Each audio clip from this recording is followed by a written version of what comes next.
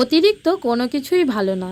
এই যেমন বৃষ্টিটা সারাক্ষণ হচ্ছে, কার ভালো লাগে বলো তো? আর এই ভিজে জামা কাপড়গুলো সব সময় আমাকে ঘরের মধ্যেই মেলতে হচ্ছে, কেননা বাইরে এত বৃষ্টি, কি করব বলো। আর এইদিকে বাবুর সমস্ত খাতা বইগুলো বিছানার মধ্যে পড়েছিল, এগুলোই আমি স্কুল থেকে এসে গুছিয়ে নিই। এখন বিকেল হয়ে গেছে, অনেকটাই বিকেল হয়ে গেছে, আর বাবু না একদমই ঘুমোচ্ছিল না, কেননা ওর দিদু আসবে, ও এটা শুনেছে। নাহলে ও বিকেলে অনেকটাই ঘুমোয়, ও একদমই ঘুমোলো না। তাই আমি ভাবলাম কালকে যেগুলো বাজার থেকে গাছগুলো এনেছি সেই গাছগুলোই লাগিয়ে নিই। ও আর আমি দুজনে মিলেই গাছ লাগাচ্ছিলাম, আর কথা বলতে বলতে দেখো আমার মা চলে এসছে, আর দুজনে একটু বসে বসে গল্প করছিলাম, আর বাবু ওখানে মজা করছিল। আর মা বলল চ দেখি তোর ঠাকুর ঘরটা। আর মা ঠাকুর ঘর দেখছিল, আর আমি একটু মোছামুছিগুলো করে নিচ্ছিলাম।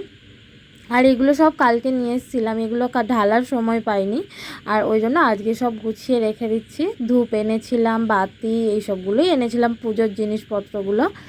মা সন্ধ্যাবেলা বাড়ি চলে গেছিলো। আর এইদিকে হাঁড়িটা দেখে বুঝতে পারছো আজ কী হয়েছে? হ্যাঁ, আজকে বিরিয়ানি বানিয়েছিলাম সন্ধ্যাবেলা।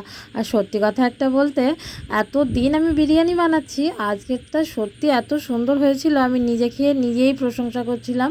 আর ওরাও খেয়ে বলেছে খুবই ভালো হয়েছে। আর তোমাদের কেমন লাগলো অবশ্যই জানিয়ে কিন্তু। টাটা।